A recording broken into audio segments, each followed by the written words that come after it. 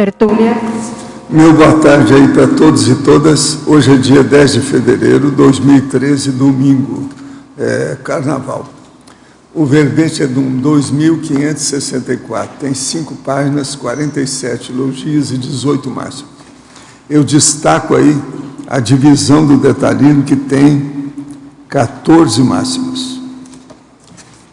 Quem redigiu o verbete foi o nosso professor Fausto, que está ali muito bem assessorado, e o tema é rendimento consciencial. A especialidade é proexologia. Definição: o rendimento consciencial é o benefício evolutivo, proexológico, mental somático, energético e cosmoético obtido pela disposição e qualidade das ações interassistenciais da consciência intra- e extrafísica, contrário à lógica intrafisicalista do rendimento, do lucro ou da vantagem material. A amplitude das mudanças no holopensênico, a retomada de tarefas. A ortopensenidade definindo a consecução da proex. A autopensenização focada na interassistencialidade. A autossuperação da pressão holopensênica. A busca contínua da ortopensenidade pessoal. Os prioropensenes e a prioropensenidade. A recuperação de cons, os resultados dos autoesforços na interassistencialidade. As consequências e conquistas do empenho evolutivo. A reciclagem intraconsciencial contínua. A disposição interassistencial. A coragem para enfrentar as adversidades. O ato de abrir mão de rendimento material para obtenção de maior rendimento consciencial. O mega foco na consecução da proex. A meta proexológica, a superação do travão consciencial. O curso intermissivo pré-ressomático, o domínio das energias conscienciais a partir do EV, a maximização da interassistencialidade multidimensional, a inteligência evolutiva, o alinhamento ao fluxo do cosmos, a experiência de quase morte, a projeção consciente vexaminosa, o extrapolacionismo parapsíquico vivenciado nos cursos de conscienciologia. Na argumentologia, nós temos o tópico dos recursos, com 11 recursos geradores do maior rendimento consciencial. Na remissão, ou remissiologia, nós temos dos 12 verbetes, nós destacamos 5. Alavancagem da proex, alto desempenho proexológico, alto rendimento evolutivo, escolha evolutiva e ganho evolutivo. Frase enfática: o mini ou maxi rendimento consciencial é êxito pautado nas potencialidades da consciência, evidenciadas através da prática da TARES gratuita, contrariando a lógica intrafisicalista. Você sabe tirar proveito das oportunidades evolutivas? Quanto ao comportamento pessoal, denuncia investimentos pró-rendimento consciencial? A bibliografia específica tem uma fonte bibliográfica. Agora, a mega análise aí com João Paulo são 20 itens. Ganho, recurso, resultado, reciclagem, vantagem. Realização, priorização, maximização, auto-organização e auto-investimento. Aproveitamento, alto desempenho, qualidade, rentabilidade e oportunidade. Ortopensenidade, potencialidade, produtividade, proexologia e evoluciologia. O verbete hoje do dicionário de argumentações é auto-mega discernimentologia. O argumento é omnicogniciológico. Eu quero lembrar que ele tem 111 itens e a argumentação, quer dizer, o argumentário, tem 7 categorias de profissionais apresentando trafares evidentes, o que a gente precisa estudar dentro do processo do discernimento. Agora, questionamento. Professor, o que acontece com o psicossoma na terceira dessoma? É descartado como soma? Transmuta-se para mental soma? Sutiliza-se? Não, tudo indica que ele é descartado mesmo. Ao verbetógrafo, professor Fausto, na tecnologia, página 7, como incentivar a técnica da leitura diária num país onde dados da Prova Brasil revelam que 55% dos docentes da educação básica não leem literatura com frequência? Bom, eu penso que a técnica da leitura, quando eu coloquei aqui no rendimento consciencial, é o quanto que a leitura vai te trazer de benefício.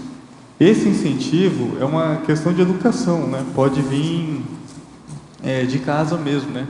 Da criação na própria família. Eu não vejo outro jeito de você adquirir esse hábito se não for com o tempo, né? Com o próprio esforço. Neste caso, eu coloquei essa técnica aqui porque eu acho que, no meu caso, a técnica da leitura me desassedia muito. Então, o hábito de leitura é um hábito que me desassedia. Na Fatologia, página 6, linha 8, quais as suas dicas para que ocorra o autodestravamento potencializando trafores? Qual o travão básico do autotravamento existente nas consciências? Autocorrupção? Eu vejo que, não diria que travões básicos, né? Bom, primeiro ponto para o autodestravamento é a autopesquisa. É a pessoa começar a se conhecer, se estudar e verificar quais são os traços que travam ela. E aí, bom, são inúmeros, né? Cada consciência deve ter os seus traços, né, pessoais, particulares que travam, né? Não poderia generalizar aqui, teria que ver, cada caso é um caso. Professor, na página 9, ansiosismologia, o senhor poderia nos detalhar melhor esse tópico? Como utilizar bem a técnica javalínica do devagar e sempre, ser nem 8, nem 80, nem impulsivo, nem ser devagar, quase parando nas nossas ações? Olha, aí é um problema do temperamento da pessoa, em primeiro lugar. Agora, o que eu escrevo aqui é o seguinte: entre o mega discernimento e o mini discernimento, permeia a ansiedade das pessoas de vida mundana. A impulsividade prejudica. Quem se apressa demais tropeça no fim. A inteligência é ponderada. Tanto o valente quanto o valentão são pessoas impulsivas. Segundo a bulimiologia, o ansiosismo mata mais pessoas do que a inanição no século XXI. Então a gente vê que os impulsos custam caro. A gente tem que ter muito cuidado com isso e acabar com a precipitação. A impulsividade é uma coisa difícil. Como uma pessoa vai ter discernimento se ela for impulsiva? Não tem jeito. É o antidiscernimento, a impulsividade. Então, discernimento é saber distinguir o que presta daquilo que não presta, aquilo que é novo daquilo que está superado. Então, é muito importante a pessoa ponderar o processo entre o mega discernimento e o mini discernimento. Quer dizer, o processo, então, sério, do ansiosismo e da inanição. Tudo isso a gente tem que pensar. Por isso que eu estou chamando a atenção nesses contrapontos violentos que eu coloquei nesse verbete. Ao todo, por exemplo, para se ter uma ideia, ele tem 9 contrapontos e tem 17 megapensentes. Agora, eu queria falar para vocês que hoje nós estamos completando, comigo, 227 neoverbetógrafos, e os neoverbetógrafos já escreveram até agora 583 verbetes. Isso é fora de série. Nós esperamos, então, chegar nos 500 daqui a pouco. Já estamos chegando à metade, ninguém pode falar nada. Agora, eu entrego o professor Fausto para o professor Arlindo, que vai fazer o primeiro questionamento brabo. Não é isso? Aqui no Sinergismologia, o sinergismo da relação ganha-ganha. Dá para dar uma geral? Sim. Bom, o rendimento consciencial, a base dele é a qualidade das suas ações interassistenciais. Então, quando a gente faz assistência, a gente ganha. Então, o assistente ganha e o assistido ganha. Então, a ideia é essa. Então, assim, não dá para a gente pensar em relação sinérgica melhor do que essa, né? É um resultado em que todos saem ganhando. E fatologia, a quarta linha de baixo para cima, aqui na página 6, depois prossegue. O investimento intrafisicamente sem retorno para a maioria da SUSIM intrafisicalista materialista em curso de conscienciologia. Eu coloquei esse exemplo porque uma realidade que a gente vê no Centro Educacional de Autopesquisa, no IPC no caso, em que eu voluntariava, é que muitas vezes quando nós vamos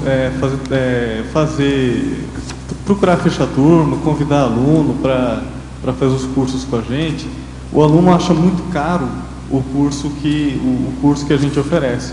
Mas ele não acha caro, por exemplo, pagar R$400 uma calça jeans. Então é nesse sentido. Para ele, esse investimento intrafisicamente do curso, quando ele não tem o conhecimento, é muito caro. Mas é comum a gente ver a experiência depois, né? Depois que termina o curso, ele fala, nossa, esse curso é barato. Ele valeria 2, 3, 4 vezes mais do que o valor que vocês cobram. Então é nesse sentido. Muitas vezes parece, né, que não dá retorno para a maioria da SUSIM intrafisicalista, quando na verdade, depois que ele faz, depois que ele vivencia, depois da experiência, ele verifica que o rendimento que ele obteve foi muito maior do que o esperado. Eu também tinha visto aqui, achava que no fim dá retorno, né? Mas se quis dizer que ele já pensa antes que não dá retorno, está certo, né? Aqui não está errado, mas tudo bem. Obrigado. Fausto, ali na paradoxologia, o primeiro paradoxo, a condição paradoxal de quem se contenta com o pouco material efêmero para alcançar o muito consciencial permanente. Podia comentar? Sim. É que muitas vezes para você alcançar o muito consciencial, ou seja, para você crescer consciencialmente, você não precisa de muito rendimento, como que eu falo, de muita riqueza material, vamos pensar assim, tá? Por exemplo, para você crescer intelectualmente, você não precisa de riqueza material, você precisa diria que arcabouço cultural, arcabouço intelectual, uma boa biblioteca, não é? Determinação, persistência, coragem, abrir mão de muitas coisas. Então, vai nesse sentido, que para alcançar o muito consciencial permanente, você precisa mais de você, não é? De você querer mexer em você, de você querer reciclar, de você se dispor, de você se determinar, do que de riqueza material.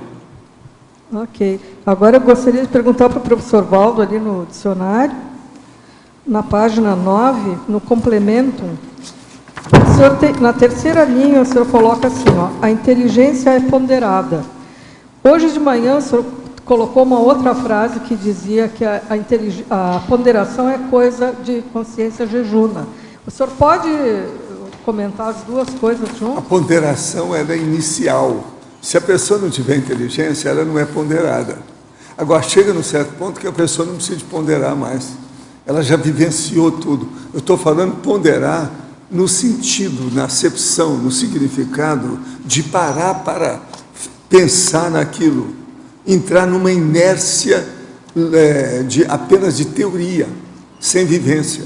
Então, chega num certo ponto que a ponderação teórica dá espaço para a vivência direta, imediata, da auto-taquiritmologia. Então, o que eu entendi, as duas coisas existem, são positivas. O que eu entendi é que quando a gente chega na auto-taquiritmia, é porque em determinado... Você não precisa mais de estar refletindo 5 horas. Sim, já houve Quem a ponderação. precisa de reflexão de 5 horas somos nós. Então, quando a pessoa adquire uma experiência em alguma coisa, é porque em algum momento anterior já houve a ponderação. Ela já vivenciou aquilo e já domina o processo. Ela é madura, experiente, veterana, traquejada. Ok? Obrigada.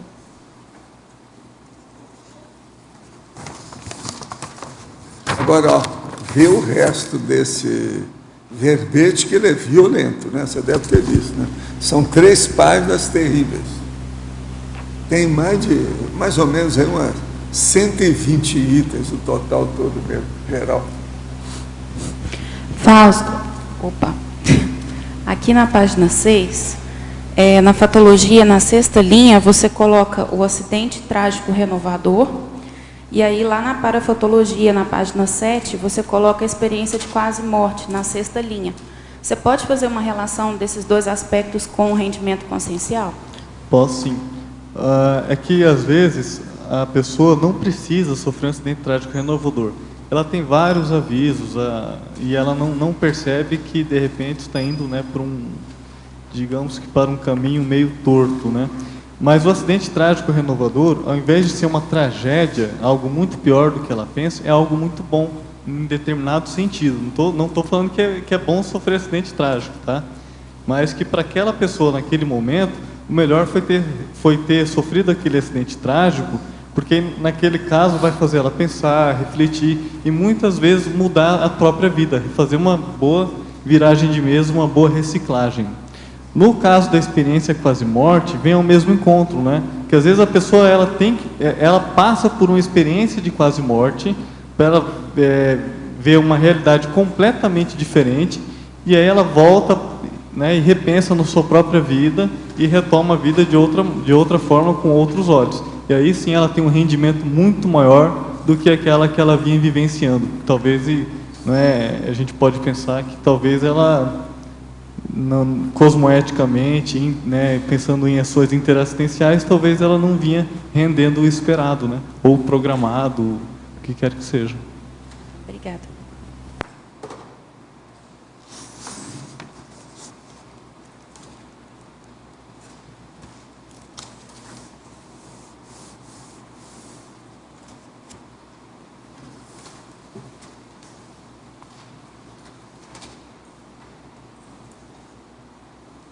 Fausto, você poderia aprofundar na página 7 o princípio do ressarcimento evolutivo? É o último princípio do Principiologia. Sim.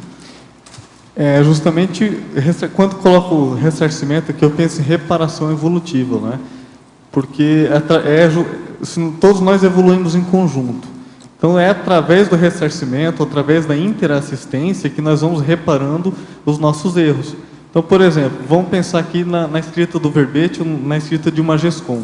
Vamos supor que eu tenha escrito algum livro no passado, não sei, isso é hipótese, tá?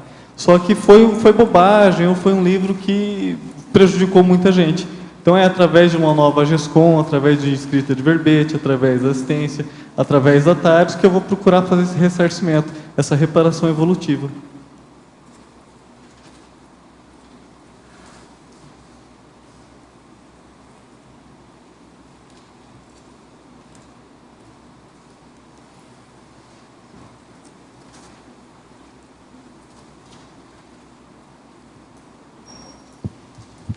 Fausto, na página 8, no Mitologia, você pode discorrer um pouco mais sobre o mito da escrita do livro ser algo inalcançável? A origem do mito, como é que isso surgiu assim para você? E como é que a gente quebra um pouco esse mito também? É que eu vejo que para a gente render consciencialmente muitas coisas, quem trava mesmo o nosso modo de pensar. E aí há aquele mito, né? Eu sou incapaz, ou insegurança na própria escrita, ou a própria mesologia, e acha que é impossível escrever um livro, que é impossível escrever um verbete, que é impossível, né, render algo mais. Então é um mito, não é? Isso é algo que só depende de você, né? Só, eu diria que arregaçar as mangas, começar a estudar e procurar escrever mesmo.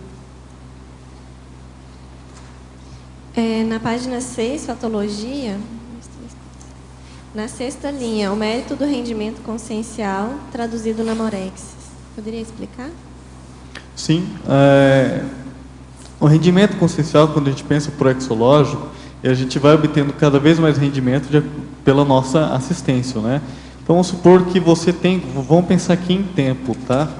Você tem o dobro do tempo para cumprir a tua ProEx. Então, vamos supor que se você com esforço, dedicação, aproveitando o máximo de tempo que você tem, que olha, nós ficamos muito ociosos, então nós perdemos muito tempo se a gente for pensar, não é?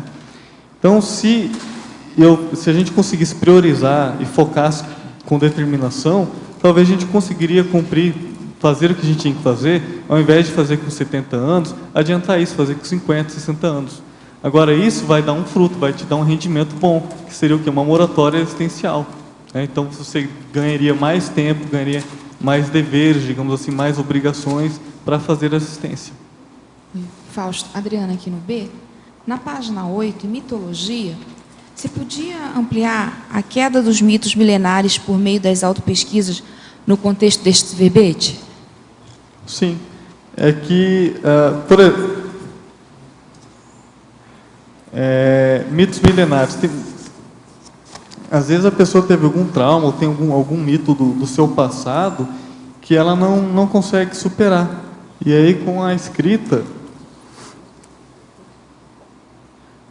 E aí, com a escrita, com a autopesquisa, ela começa a se conhecer, ela começa a refletir, não é? E a superar esse mito. É a queda de um paradigma, né? É superar aquele paradigma. Vão, né? Que ela tem, que ela... É um travão, porque vamos pensar da seguinte forma, que todo trafar seu, hoje, já foi um trafar um dia, não é? Então, isso é um mito milenar. Não é porque é um trafar hoje que não pode ser um trafar amanhã. Tá, obrigada. Em Fatologia, página 6, quarta linha.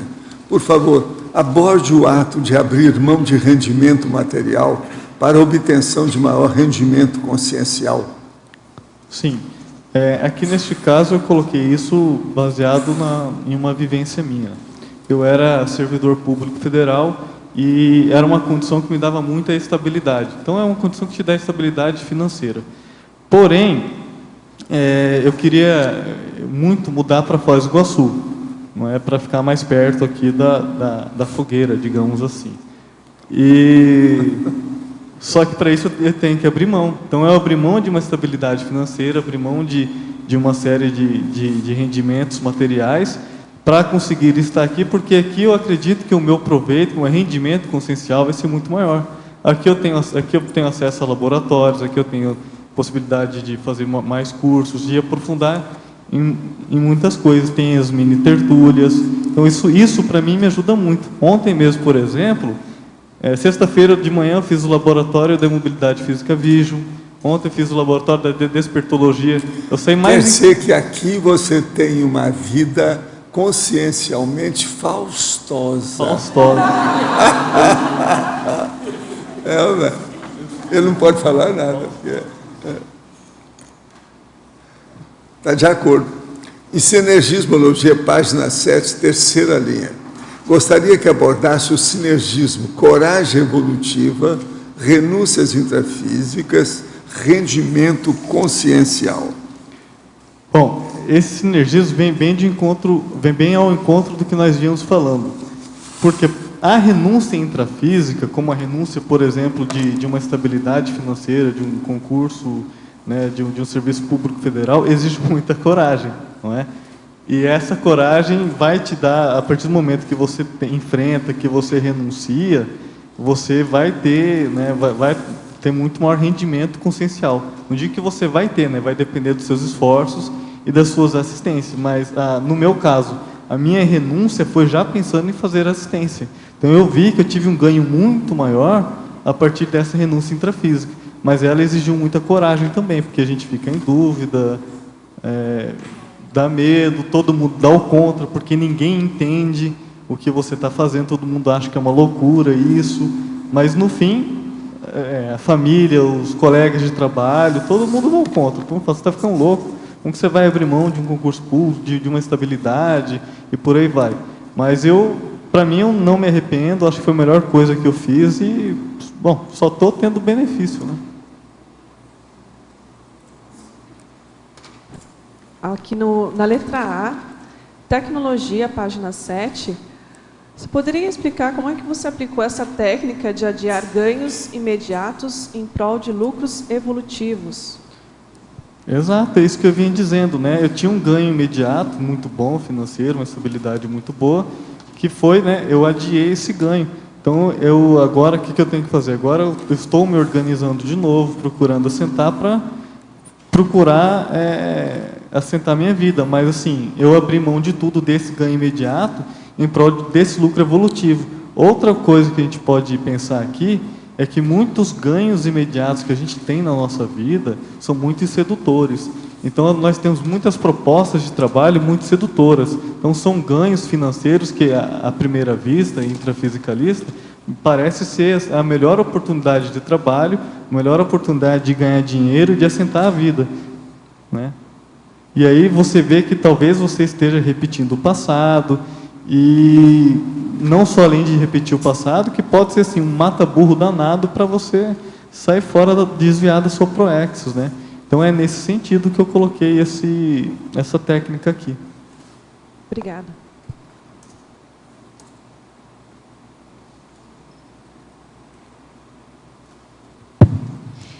Na segunda linha da paradoxologia, na página 8, poderia expandir o paradoxo da conquista intrafísica se configurar em débito evolutivo?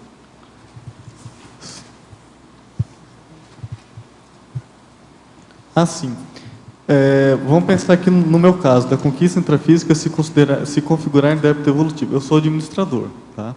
Eu recebo, nós podemos ter diversas propostas de trabalho.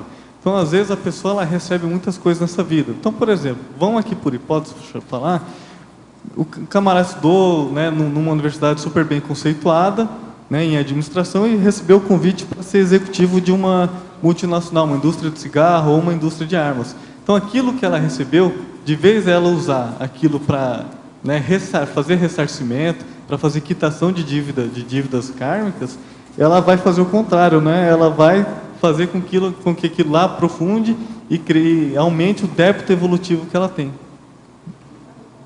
E contrafor dela.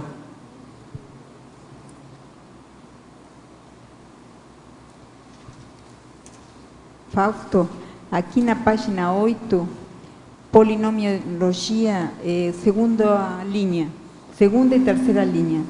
O polinômio planejar, executar, aprender, retribuir. Sim, isso aqui foi justamente pensando na administração, né? Tudo o que a gente faz, como o professor Valdir vinha falando hoje do verbete dele, do DSC de auto-mega discernimentologia, tem que ter discernimento, tem que ter ponderação. Então, a gente não consegue executar nada na nossa vida sem planejamento. Não dá para fazer as coisas na impulsividade. Então, você planeja, você executa, você aprende com os teus próprios atos, não é? E aí você retribui também, não é? É planejamento, execução, aprendizado e retribuição, tudo na base da interassistência. Você não faz interassistência sem retribuir, né? Sem retribuição. Logia. Você podia explicar essas duas manias que você ressaltou?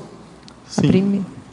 Eu coloquei a profilaxia da egomania porque, às vezes, por questão de ego, né, de vaidade, de orgulho, de arrogância, a gente não tem um rendimento maior.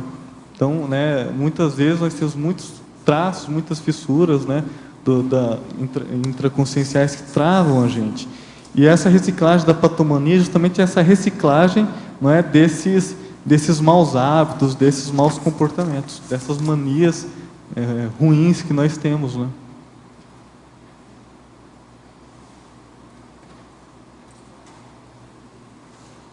E na mitologia, o último mito são os mitos ilusórios da intrafisicalidade. Você podia dar alguns exemplos, por favor? Sim, posso. Mito ilusório da intrafisicalidade. É aquele emprego que à primeira vista parece ser muito bom, muito sedutor, que tem um rendimento muito maior. O caso do serviço público, como eu vinha dizendo, que é uma ilusão. Nós vamos dessomar, o que nós vamos levar daqui, não é? Nós não vamos levar nada. Então, sabe, eu lembro que na época eu pensei, eu falei, poxa, eu posso ficar aqui mais 10 anos, não vai resolver. Então, se hoje eu tenho condições de render mais, por que eu não vou render mais hoje? Não é? Consciencialmente. Então, acabar com... cair com esses mitos ilusórios do mundo material, né? Da própria mídia ajuda muito nisso, sabe? O marketing, o hedonismo, enfim, uma série de coisas na nossa vida. Nós somos, desde de criança, talhados, né, nessas ilusões da vida. Então, acabar com elas, acabar com esse mito. Obrigado. Fausto, aqui. Na voluntariologia, na segunda linha, está escrito assim: o cuidado e atenção para se evitar a queda de rendimento no trabalho voluntário. Aqui você está falando em qual contexto, assim? Contexto de, por exemplo, do trabalho voluntário mesmo, das outras coisas? Que tipo de trabalho? Trabalho na escrita, escrita? Eu coloquei aqui pensando no trabalho em si, porque muitas vezes o voluntário, né, isso eu já passei por isso também, a gente fica com uma gangorra, a gente tem um rendimento alto, aí a gente cai, e aí a gente fica oscilando demais. Cuidado com essa oscilação, porque se a gente consegue ter continuismo, não é, e fazer as coisas ponderadas, mas continuadas, né, com persistência, com determinação, nosso rendimento é muito maior. Hoje eu rendo 10, amanhã 2, aí passo 6 meses, rendo 10 de novo.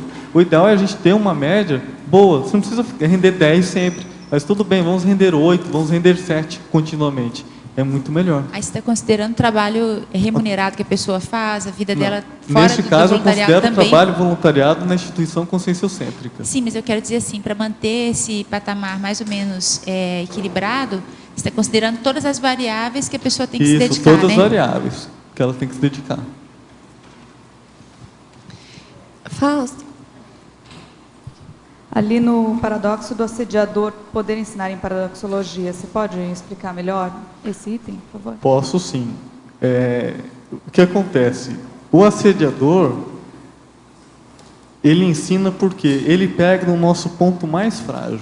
Então, a partir do momento que a gente fica irritado, ou a gente tem os nossos surtos, né?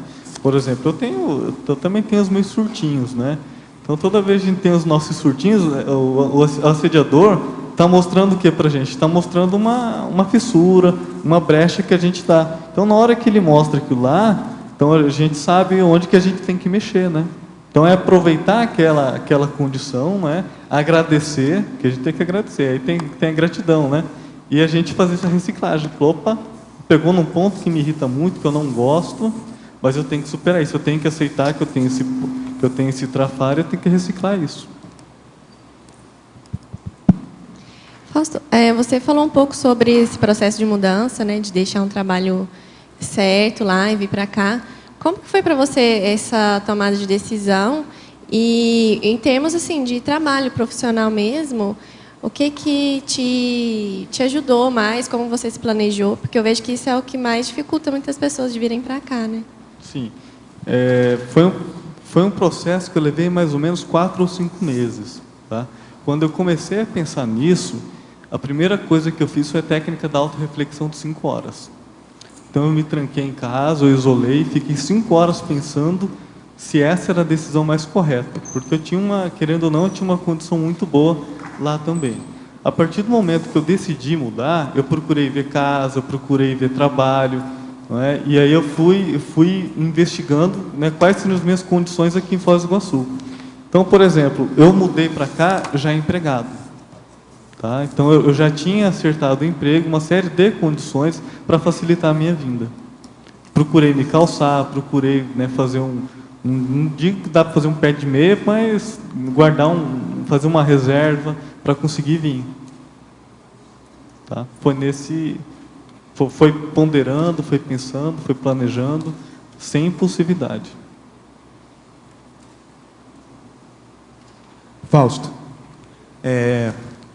estou vendo que no seu verbete aqui você explora muito essa ideia de tomar uma decisão com base no que você tem que fazer, com base na sua proexo.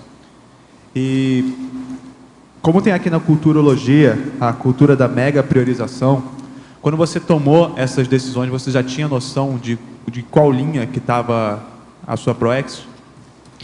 Olha, eu tomei essa decisão pensando em interassistência, porque a primeira coisa que eu penso é que, no caso, já que você tocou no caso da proexis, na desperticidade, tá? Então, eu penso que se eu não sou desperto, eu não sou, a primeira meta minha é ser desperto. Só que, para ser desperto, eu tenho que fazer uma série de ajustes. Entendo que não são poucos mesmos, né?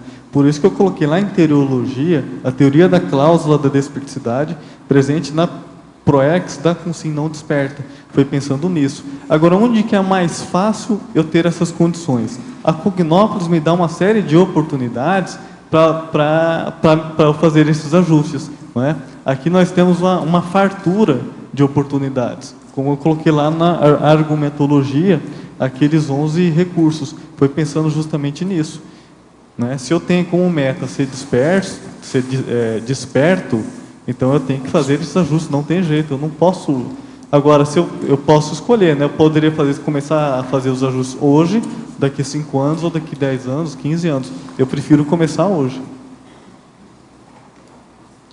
Aqui nós temos todas as condições. Tem um HoloPensene mais favorável, tem as tertúlias diárias, né? Você tem a oportunidade de fazer os laboratórios, você tem a oportunidade de fazer consciencioterapia, você tem a oportunidade de fazer reciclagens, a oportunidade de fazer trabalho voluntário em diversas ICs, e aí você vê, né, aquela que você se afiniza mais, e assim por diante.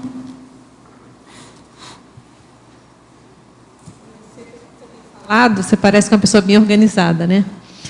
Você tem alguma técnica para isso? Você faz planilha? Como é que você fez alguma cronologia para organizar essa mudança ou não? Como é que você pensou? Sim, pensei em várias coisas, tá? Uma das coisas que eu pensei quando ia mudar foi nas coisas que eu tinha que deixar acertadas lá. Então, uma lista de prioridades, uma lista do que eu deveria fazer para não deixar brecha, entendeu? Então, aí eu fui procurando fazer as coisas de modo a deixar tudo bem redondinho para conseguir vir para cá. Então, você ia fazendo uma lista, ia ticando os itens? Eu não cheguei a escrever uma lista, tá? Ah, não chegou. Mas em questão de prioridades, de trabalho, né, de emprego, de ajustes na cidade onde eu morava e de ajustes aqui onde eu moro, onde eu estou morando.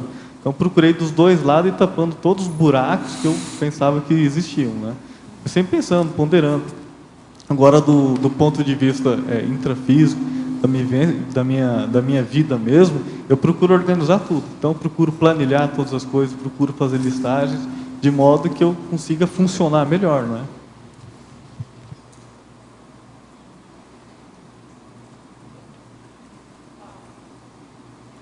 Você tocou no assunto aí sobre serviço público.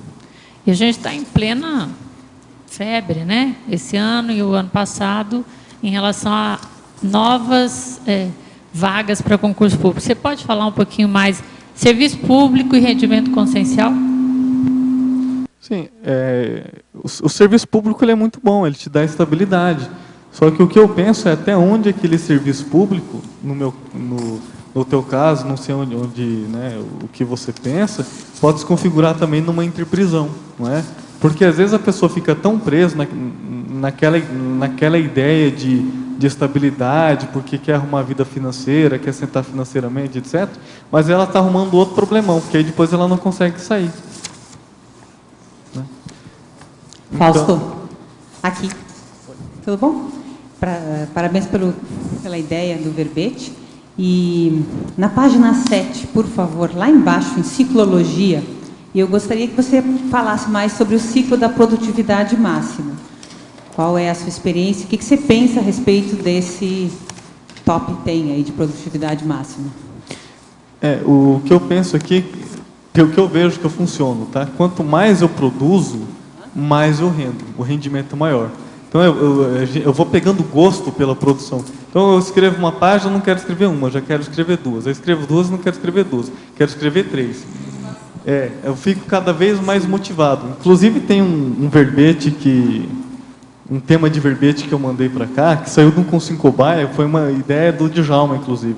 Uhum. A gente, na cobaia lá, ele falou, nossa, mas existe a insatisfação evolutiva, né? Eu falei, aí tem o paradoxo da insatisfação evolutiva. É aquele paradoxo que você alcança um patamar, aí você já não quer mais aquele patamar, você quer um outro. Então você escreve um verbete, aí você já não quer um verbete, você quer 2. Você escreve 2, você não quer mais 2 verbetes, você escreveu uma GESCOM. Sim. Aí você não fica satisfeito com a GESCOM, você escreve uma mega GESCOM. E aí você não fica satisfeito com a mega GESCOM, e vai avançando cada vez mais. Então nesse sentido, entendeu? É a produtividade máxima. Você vai ser serenão em pouco tempo. Agora aqui, ó, ao verbetógrafo. Pode ampliar e exemplificar na página 8, polinomiologia, terceira linha, o polinômio forças, fraquezas, oportunidades e ameaças. Tá. Esse polinômio foi pensando numa análise de cenário que a gente faz na administração. Então, aqui no caso, um tempo atrás, eu fiz que eu chamo aqui junto com a Patrícia, um planejamento evolutivo. Então, eu pensei, o que eu tinha de trafora e de trafar, e de oportunidade e de ameaça. Então, forças e fraquezas minhas, pessoais, e de oportunidades e de ameaças na minha vida. Né? Oportunidade de emprego e uma ameaça, por exemplo, o meu serviço público lá, que de uma forma ou de outra poderia me travar, me restringir. Não é? Na hora da mudança, às vezes bate o medo do cara, né? Fala, não vou sair daqui, é muito confortável essa situação. Então, foi nesse sentido, né? De você avaliar o que você tem de bom e de ruim, não é? Que você precisa superar, e as oportunidades e ameaças que a vida te dá, né? De uma forma geral. Alver Betógrafo, você pode dizer como se organizou antes de tomar a decisão de deixar sua função pública e como está hoje em termos profissionais? Isso que você falou está pegando o povo todo, está vendo? É muita gente apegada a emprego bobo. É bom ter falado isso, muito bom.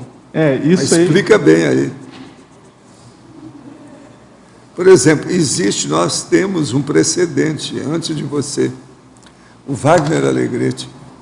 O Wagner chegou lá em casa e falou assim, olha, eu vou deixar meu emprego e eu vou me dedicar à conscienciologia. Ele dirigia um regimento de engenheiros na NEC. Emprego fora de série. Aí eu viro para ele e falei assim, mas como é que você está no emprego? Eu falei assim, eles vão me dobrar o que eu ganho. Se eu agora deixar e começar a trabalhar, eu vou ficar com um quarto do que eu tenho. Mas eu prefiro. Aí eu falei assim, não, então é preciso chamar todos os responsáveis por você. QD, mulher, como é que está essa situação? Então, nós sentamos na mesa lá em casa e ele falou assim, não, eu decidi, está de acordo, está todo mundo de acordo. Então, está tudo certo. Ele deu uma bela banana para o processo de toda a condição que ele estava como engenheiro dentro da estação. Entende? Isso faz,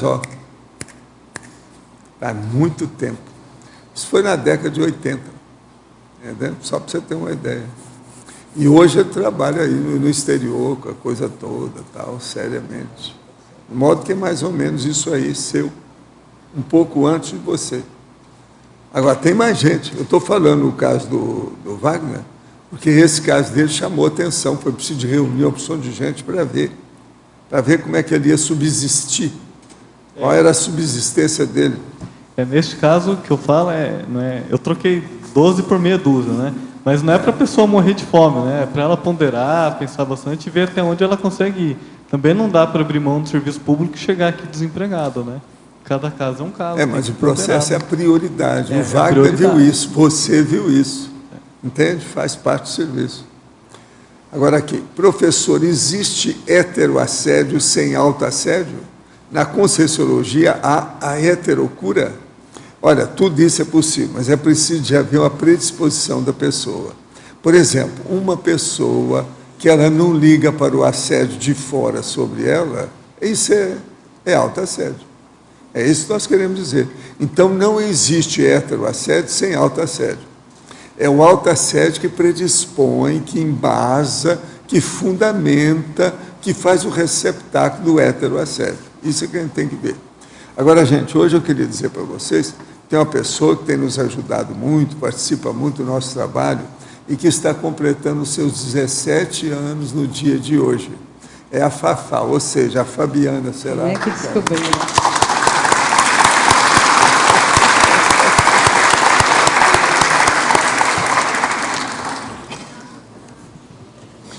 Eu fiquei quietinha, não era para falar, a pessoa descobre mesmo assim. Obrigada. Professor Valdo, eu queria perguntar, aproveitar que eu já ia fazer uma pergunta antes do senhor falar e eu achei muito interessante. É o seu presente de aniversário, pode falar. Eu achei muito interessante aqui no seu verbete, na página 7, lá embaixo, que o senhor trouxe um parágrafo sobre o artistismo, né? O item 1. artistas. O senhor pode, por favor, falar a respeito, lá embaixo, as paixões, são modalidades de demência? É muito comum a arte, a paixão e a loucura andarem juntas. O ator e o poeta têm profundas afinidades e similitudes. Ambos vivem com a tendência de fingir e mentir profissionalmente. No entanto, nenhum fingimento profissional prolongado ajuda a evolução. Os artistas erram fragorosamente quando edulcoram alguma paixão. As paixões são modalidades de demência. Existe a realidade intrafísica e a para-realidade, que é extrafísica. O artista, em geral, é mero alienado. Ele não vive nem a realidade, nem a para-realidade, mas a irrealidade. Por isso, a arte nem sempre vale a pena. Artista é um cientista subcerebral. Agora, veja, tem lógico isso aí? Que os artistas me perdoam, mas a gente é obrigado a fazer esclarecimento das coisas, cada um faz o que quer. Eu não sou contra os artistas, eu mostro a realidade do processo de buraco. Quem é que não foi artista aqui em vidas anteriores? Todo mundo foi. Por quê? A arte nada mais é do que um processo instintivo, problema de reação de bicho. Por exemplo, todo mundo sabe que o artista, ele mesmo, não é bom para julgar a própria arte que ele faz. Então, veja, se uma pessoa não tem autoconsciencialidade para saber o que ela está fazendo, que droga que é isso? Isso é da arte, isso é princípio da arte. Nenhum artista é bom juiz da sua própria obra. Eu achei muito interessante que o senhor falou que as paixões são modalidades de demência. E nosso planeta é regido por paixões. Paixão não dá certo. Paixonite aguda é besteira. Interessante. Tudo isso é bobagem. Então, o negócio nós estamos falando é de discernimento. E o pior, eu estou falando de auto-mega discernimento, que é o discernimento maior da pessoa. Como é que ela é? Você como consciente. Entende? Por isso que eu estou chamando a atenção que esse verbete aqui é uma paulada, né? Não é fácil. Professor Valdo, já que o senhor está falando do DSE, o senhor poderia também, aí na página 8, o item 2, falar sobre os causídicos? Causídico, a sua turma aí. O trinômio de manifestações comunicativas, retórica, oratória e eloquência, não apresenta mais a mesma força de séculos atrás. Por quê? Há pessoas que já interpretam racionalmente o ato de cortejar os ouvintes como sendo óbvia manipulação e ingerência da consciência desejosa de criar bonecos de ventríloco persuadidos e genuflexos. É um monte de advogado, colegas seus, que gosta de fazer manipulação através disso. Eu não estou falando só no tribunal, é nas conferências, nas palestras, nos cursos que eles dão, em tudo que eles fazem. Isso é um processo espúrio, você não acha? Pensa bem. Na época nossa, do século XXI, que nós estamos vivendo, com toda essa lucidez maior que tem, por que a pessoa vai usar agora a arte para poder envolver o troço? Isso é coisa do Lenin, é coisa do Hitler, é coisa do povo que empolgava. O histrionismo não pode chegar no nível desse. Agora, dentro do direito, isso é um troço totalmente errado. Hoje vivemos a era dos debates, porém, legiões de causídico e advogado com o juridiquês e suas togas vivem sonolentos, não descobriram a dialética, mantendo-se a prioristas e fossilizados, aproveitando a miopia dos incautos ainda restantes. Há leis diretas e juízes tortos. Eu queria que o senhor aprofundasse. Então, vamos entender bem. Tem uma opção de advogado que ouviu isso de mim, ficou danado da vida e foi embora. Não tem nada a ver com isso, problema deles. Mas agora, veja, I'm sorry, mas eles é que vão ter que se mexer, não sou eu. Agora, o que eu quero lembrar é o seguinte, retórica, oratória, eloquência é a vovozinha. Isso já era. Mas quando o senhor fala que eles ainda não descobriram a dialética? Não descobriram. Eles querem impor a situação através disso. Oratória, retórica, eloquência. Então é de cima para baixo. É sempre assim, presta atenção. O que é isso? Manipulação. Manipulação total, absurda, doida. Agora, o que nós estamos falando aqui, isso aí é o número 2, que eu falei o seguinte. Sim. Ainda surgem surtos de loucuras ou de irracionalidade em pessoas ou grupos humanos. Por exemplo, na ordem alfanumérica, 7 categorias de profissionais apresentando trafares evidentes. Então, eu estou falando artistas, causídicos, cientistas, economistas, escritores, religiosos e técnicos. Todos aqueles que eu acho que estão doidinhos com referência à realidade nossa multidimensional. Agora, todos eles erram porque não tem parapsiquismo. Então, enquanto nós estivermos seguindo as bobagens aqui dessa dimensão, nós estamos perdidos com isso. Né? Então, eu estou clareando aqui, estou dando o meu aviso particular. E outra coisa, esse dicionário de argumento é tudo baseado nisso. Tem paulada de todo jeito. Porque tudo se faz pouco a pouco, ou seja, paulatinamente, com pau. Tem que ir aos poucos. São pauladas suaves. Suavemente. Doses homeopáticas. Dose homeopática, dinamizadas através de muita diplomacia. Mas, olha a lógica, vê se tem lógica no que eu estou falando. Total. Agora, aqueles que não estão de acordo, que venham aqui, nós vamos conversar. Vamos debater. O debate é livre. E não paga nada. Eu quero dizer para os teletertulianos que aqui não paga nada, não. Pode vir, que não paga nada. Não tem, o ingresso é gratuito, é grátis. Aqui existe a dialética, né, professor? Free. Aqui existe a dialética. Obrigada, professor. Professor, deixa eu aproveitar aqui o do artistas, perguntar. Eu vejo que tem muita gente que, quando mexe com o processo da arte, desde pequeno já começa ali, vamos supor, tocar o piano, fazer alguma coisa, a família incentiva aquilo ali tudo. E parece que fica muito difícil da pessoa sair daquele processo dela. Bom, isso é o quê? Falta de discernimento?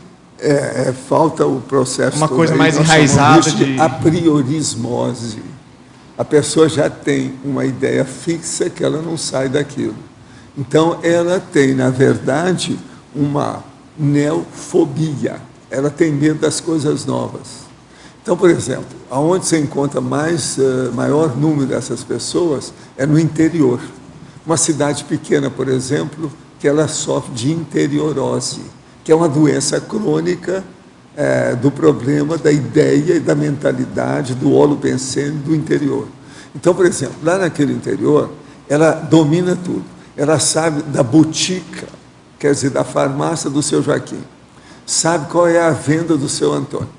Conhece o cachorro do vizinho, que tem o nome de Domingos. Conhece o outro assim, assim. Então, tudo é assentado certinho, não muda.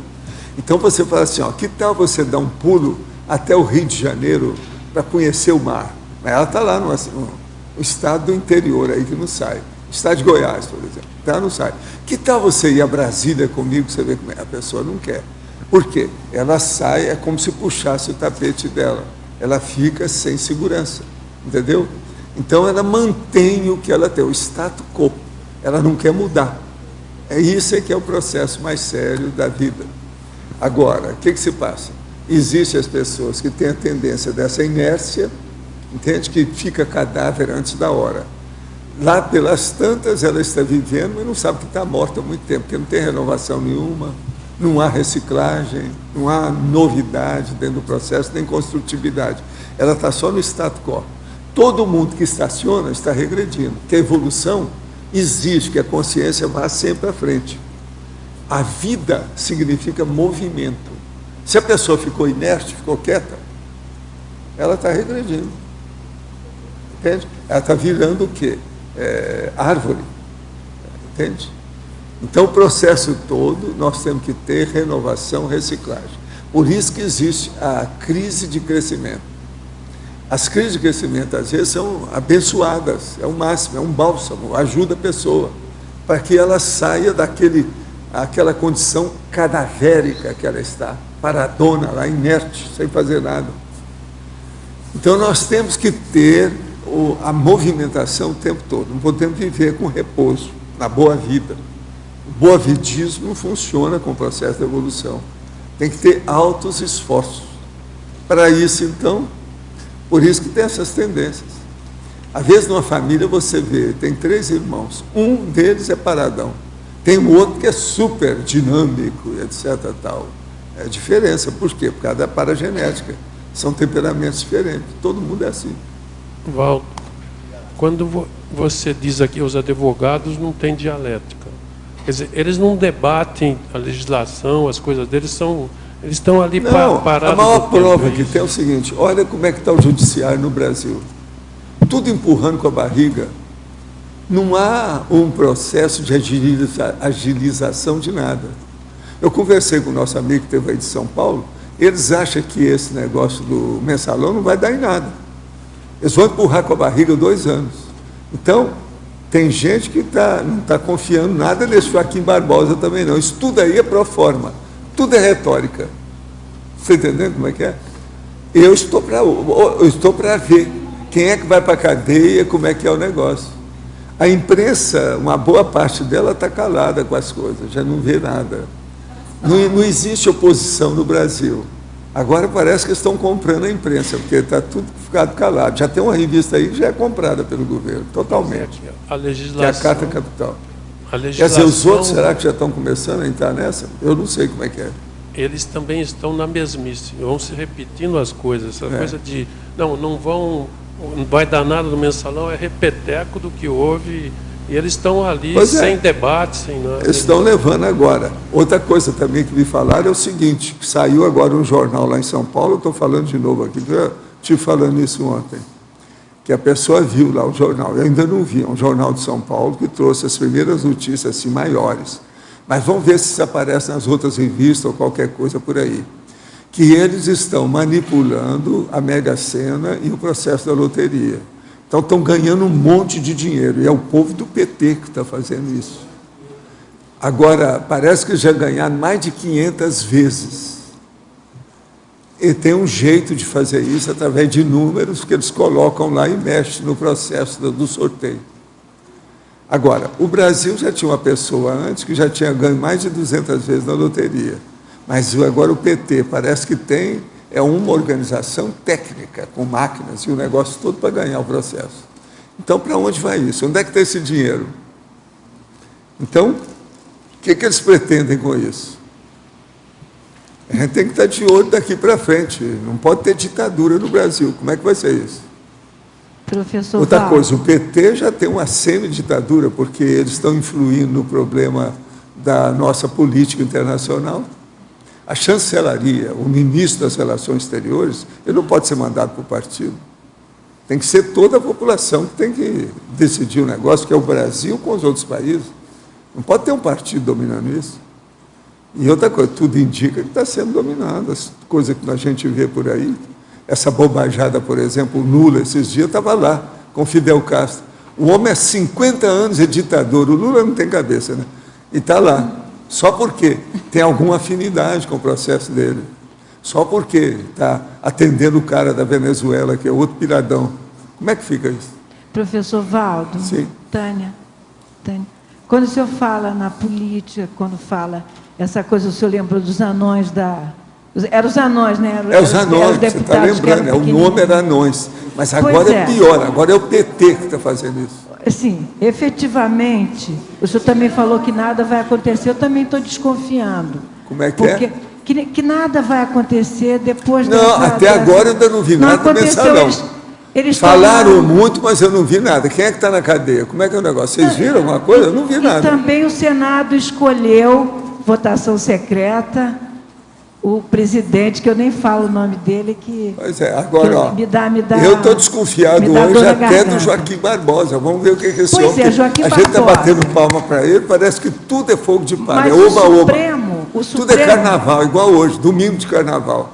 O STF lá é domingo de carnaval, está todo mundo pulando. Então, o Supremo só pode, como o doutor Joaquim falou, só pode atuar na coisa que está ligada à Constituição, não é isso? Se eu estou errada, eu posso errar. Química pode errar. Agora, o que a gente pode... Já foi com a Constituição, quer dizer, a gente pode então manobrar a loteria, que já é um roubo. Sim. Só de existir a loteria, isso está tudo errado. Eles ficam incentivando o jogo no Brasil, cada vez mais, com Mega Sena, o diabo, está tudo errado. Agora, o que se passa? Mesmo assim, fizeram isso para eles ganhar dinheiro. Quer dizer, é uma vergonha. Mas, professor, tudo é crime, crime. Onde é que estão? Onde é que estão os juízes contra esses crimes?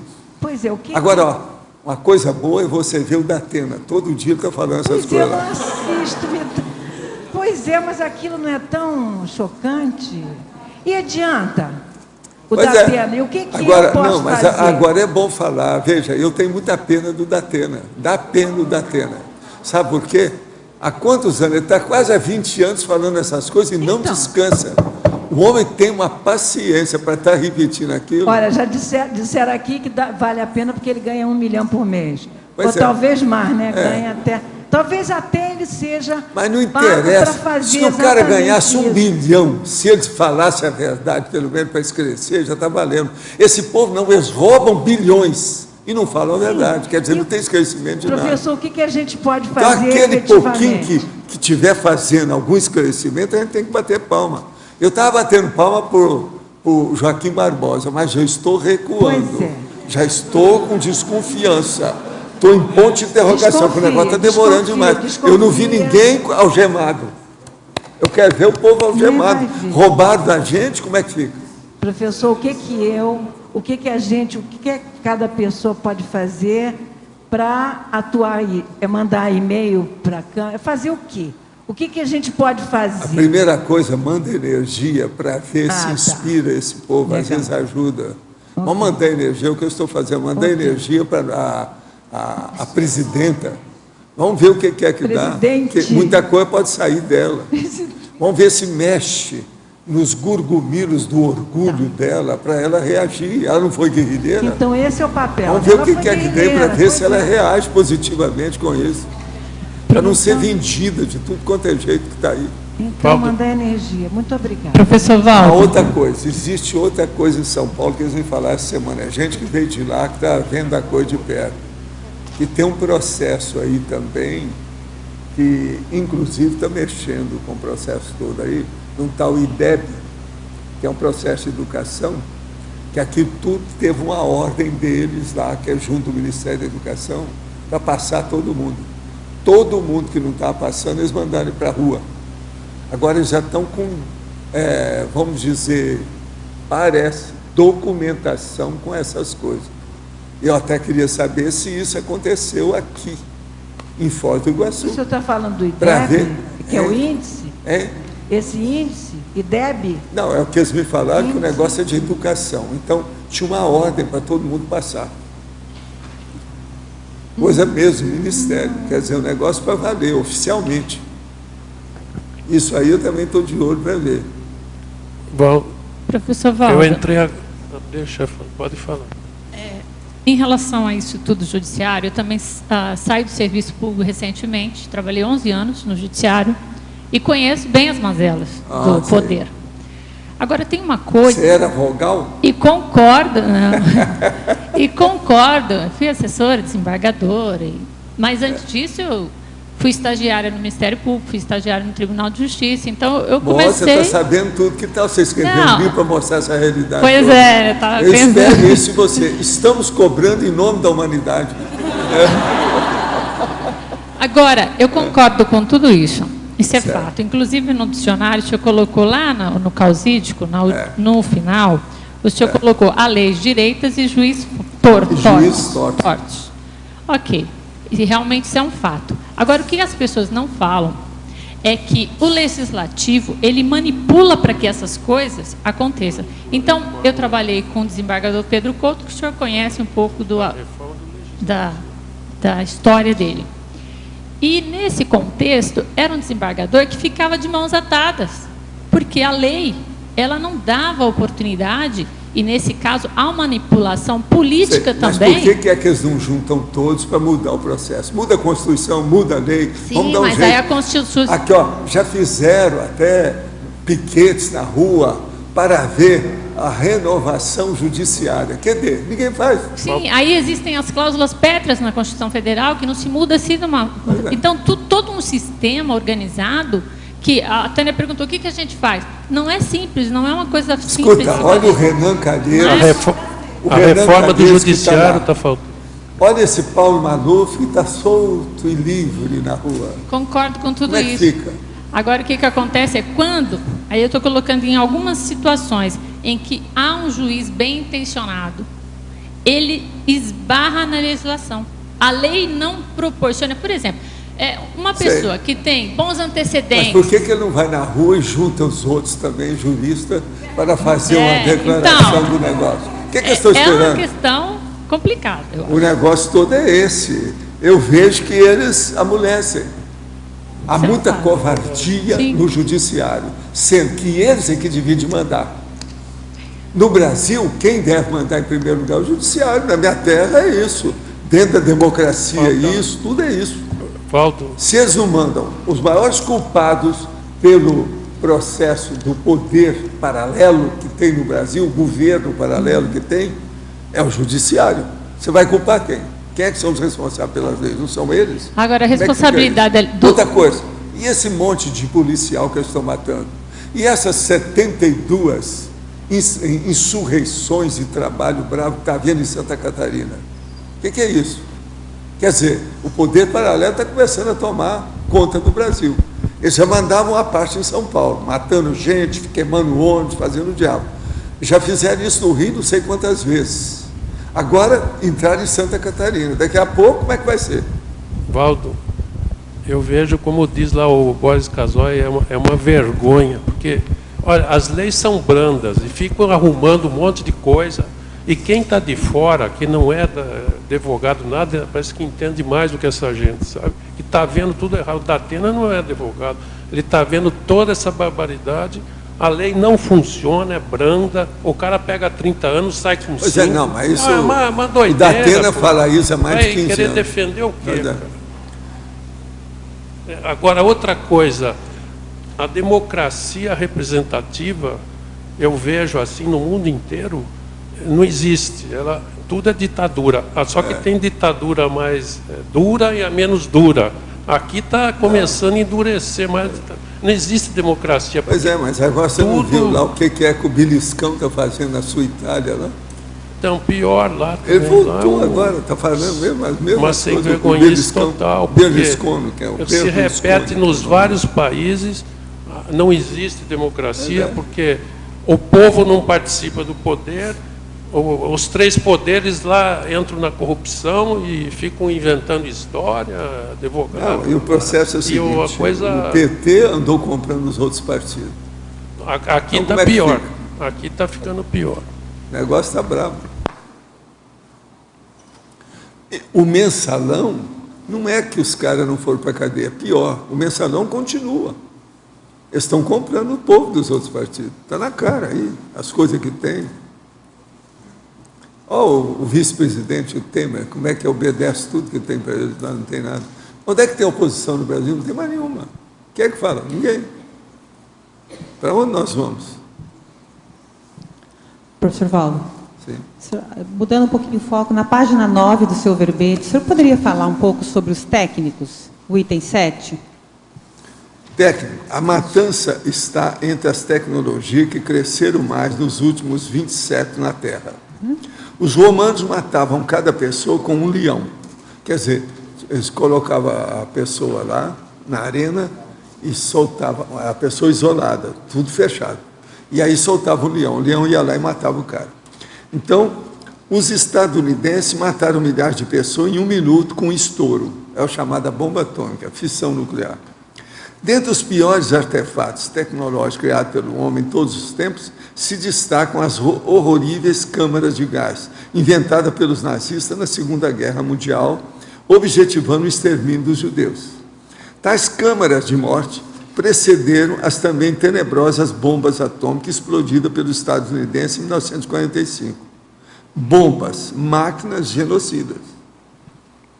O que você quer saber? Essa sua listagem ela chamou a atenção porque, de um lado, tem a questão artística e do outro técnica. São dois extremos, duas questões erradas levadas ao ponto extremo. Nós estamos mostrando aonde falta discernimento em todas essas áreas. Porque a questão... A gente agora, não vê tem... se tem lógica nisso que eu estou falando. Olha se tem lógica. Tem racionalidade nisso? Está sendo ponderado? Isso está baseado em fatos? Agora, veja, isso aqui é fatos, é história, a realidade que está aí. Olha todos, são 7 ao todo. Sai dessa. Agora, é interessante... Agora, pior disso aqui tudo que eu acho, depois dos caudilhos, são cientistas. É esse que eu li aqui, ó, que eu escrevi aqui. Até o momento, ano base 2013, os cientistas convencionais mantêm ouvidos surdos para os clamores das pessoas de todas as culturas, desde a mais prístina antiguidade, quanto às para-realidades e outras dimensões existenciais. Ele só quer pensar nessa dimensão. O pior é que tais consciências dessomam, renascem e prosseguem, recalcitrantes quanto à obviedade de si mesmas, tendo até repugnância de se estudarem com profundidade. O cientista não estuda ele mesmo. A matéria, de fato, é a maior ilusão do cosmos. E as vidas dos cientistas convencionais são provas de tal fato. Esses são os piores também. Depois dos causivos, são os cientistas.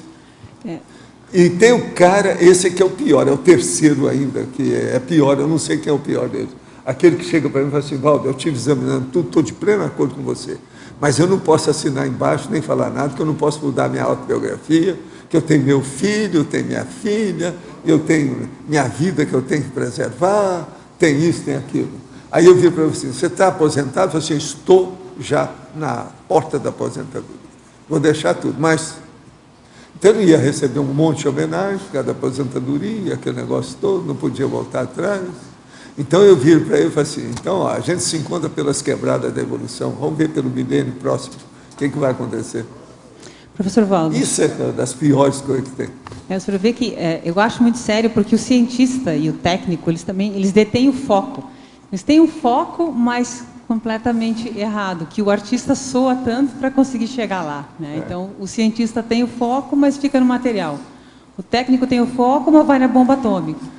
Cada um faz o que pode. Agora, veja, todos são personalidade psicopática. Sim. Existe uma psicopatia intrínseca nisso tudo. Falta de prioridade. Essa que é a principal demência. As pessoas que não têm prioridade para a sua própria vida, quer dizer, é uma pena. O pior da história é que isso tudo é cuspir para cima, né? A pessoa que age assim, ela está cuspindo para cima. Aqui pior é ela mesma, em primeiro lugar, não são as outras pessoas. Agora, gente, não é fácil, não. O tatu aparece no meio da estrada assim, o farol do carro bate nele, os olhos dele mexem tudo assim, ele não sai do lugar. Ele é teimoso. Está cheio de tatus humanos por aí afora. Álvaro Betógrafo, página 7, parafatologia. Quarta linha. A projeção consciente vexaminosa poderia ampliar e exemplificar? Sim. Eu coloquei esse caso porque é aquela projeção consciente vergonhosa, não é? Eu tive uma projeção certa vez que, fora do corpo, eu vi uma consciência, digamos assim, não muito bonita. E aí você tem duas opções, né? A primeira é fazer assistência, a segunda foi sair correndo. Então eu saí correndo. Na hora que eu levantei, eu sentei na cama e falei, nossa, mas que vergonha, né? Como que eu falo? Vexame que eu passei. Então foi uma lástima, né? Você ter que passar por esse tipo de vergonha para não repetir. Então, coloquei na minha cabeça, né? Isso não pode se repetir. Por isso que está aqui, porque depois de uma vergonha dessa, o que você tem que fazer é assistência mesmo, fazer valer os teus trafores, né? Professor, durante a tenepse, o fato de ficar com a boca seca sugere a doação de alguma energia especial? Se for o caso, isso é normal ou sugere desequilíbrio do praticante? O senhor pode esclarecer mais? Não, a primeira coisa, se você está com a boca seca, e isso é mais de uma vez, durante o processo da tenepse, você tem que olhar que aí é um processo ou gastrointestinal ou hepático seu. Primeira coisa, você bebe muita água, você está desidratado, as suas articulações estão tocando alguma sinfonia de barulho, tudo isso você tem que olhar para ver como é que está a sua parte física. Uma outra coisa, você vai dormir, na hora que você acorda, como é que está a sua boca? Isso tudo tem várias reações na boca da pessoa, que é o processo de alteração. Por exemplo, se há um refluxo do problema esofagiano, pode ter isso tudo. Então, a pessoa se concentra muitas vezes no processo da boca seca e alteração disso. Isso tem vários nomes com respeito ao processo da saliva, da boca da pessoa, da língua, etc. Tal. Do jeito que você está falando aí para mim, a opção aí, o diagnóstico mais sério é um processo físico seu. Olha bem como é que você está em matéria de hidratação. Outra coisa, você come fruta, legume com bastante fibra, isso é importantíssimo. Professor Valdo, aqui.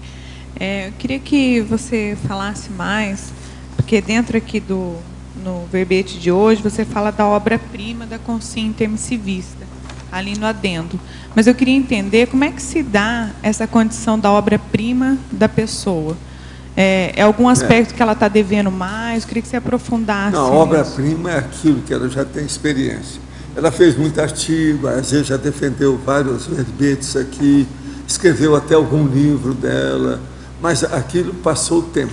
Então ela amadureceu mais, tem mais experiência, ela pode esclarecer mais. Então o que ela vai fazer? Vai fazer uma obra melhor do que tudo aquilo que ela fez. Melhor do que os artigos, melhor do que o verbete, melhor do que o livro que ela escreveu, melhor do que as palestras, melhor do que a conferência, melhor do que o curso que ela deu. Então ela vai fazer aquela obra que é a mega GESCOM dela. Isso que é a mega GESCOM que nós chamamos. É porque eu achei que também tinha um aspecto de importância em relação ao autorrevezamento dela, diante do passado. Vai ter, mas o problema é isso não. O problema é a qualidade da TARES. Ela está com maior capacidade de qualificar a tarefa do esclarecimento. Isso é que é o mais importante. Entende? Fausto, aqui na página 8, na legislogia, o último item, você coloca as leis do cosmos aplicadas às oportunidades evolutivas. Você poderia, não sei se você já falou que eu sou retardatária, você poderia falar um pouco como é que técnica que você utiliza para aplicar essas leis? É cosmoética, né, aplicada às oportunidades evolutivas. Outra coisa que eu vejo aqui, que vai ao encontro disso que você me perguntou, é com relação ao fluxo do cosmos. É quando você faz as coisas e está a favor de todos, né, então eu tiro o Fausto de campo, eu não penso em mim, né, eu tenho que fazer aquilo que está a favor de todos. A partir do momento que eu passo a fazer as coisas a favor dos outros, não a favor do Fausto, uma série de oportunidades eu vejo que vão aparecendo. Então, no meu caso, por exemplo, quando eu decidi que ia mudar para Foz, não foi só pensando em mim, foi pensando em mim, mas foi também pensando em como eu poderia qualificar a minha assistência do melhor modo para servir a todos, da melhor forma possível. Tá? Bom, aí pensando nisso, cosmoeticamente, claro, aí você começa a ver que há um conjunto de fatores que começam a funcionar, não é? Então, emprego que eu arrumo, estabilidade, né? Aí foram as amizades, você percebe que os amparadores estão do teu lado, estão a teu favor. Então, uma série de fatos começam a convergir para isso, entendeu? Então, foi nesse sentido. Por isso que eu coloquei aqui essa lei, coloquei aqui na sinergismologia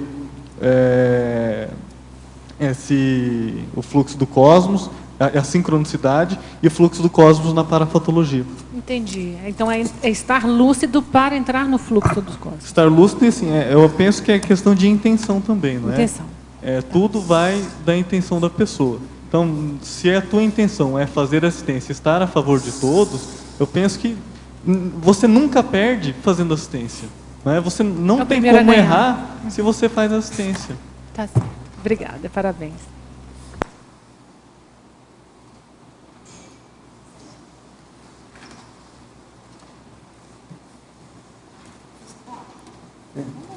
Dos cientistas, que gancho, claro, pegou, né?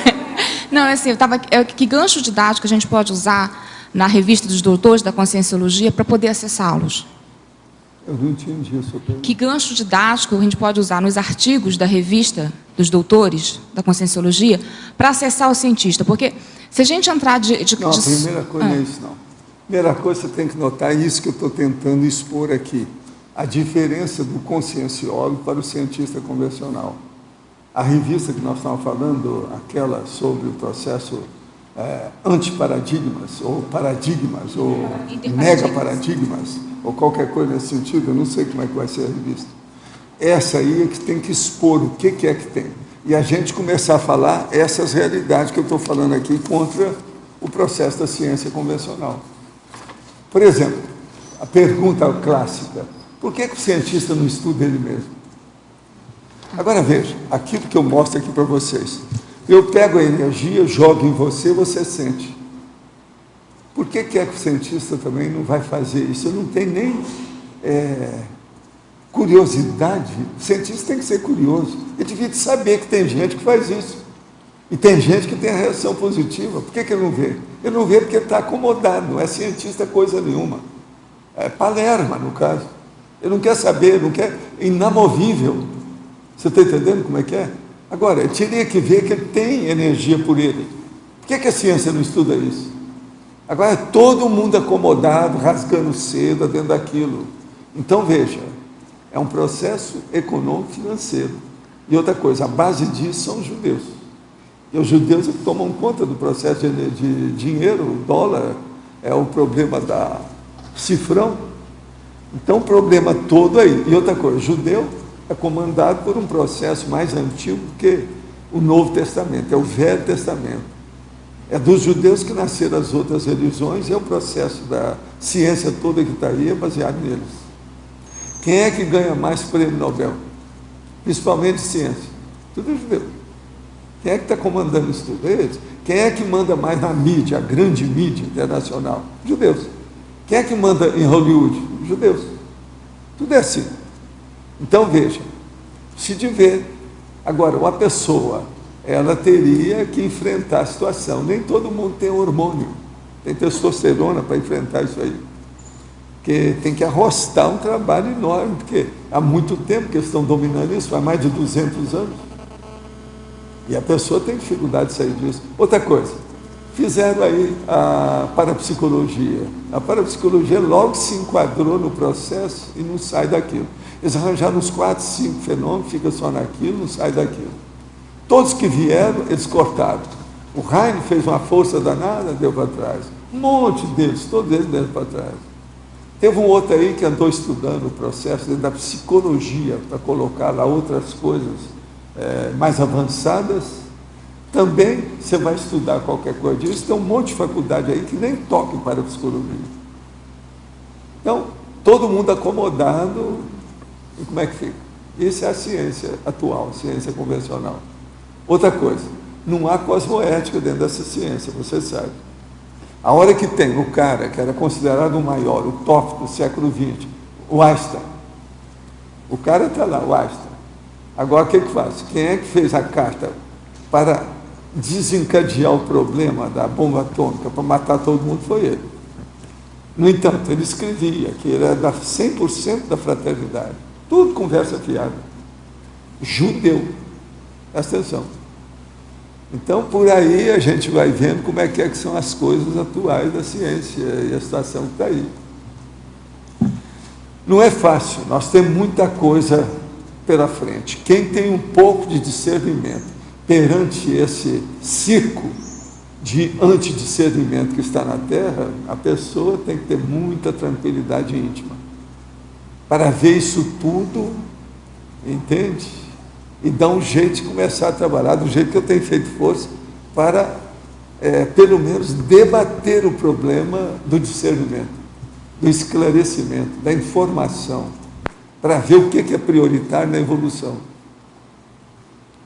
Vamos fazer força por aí, a TARIS. Taristologia é uma solução para isso. Vamos ver o que dá.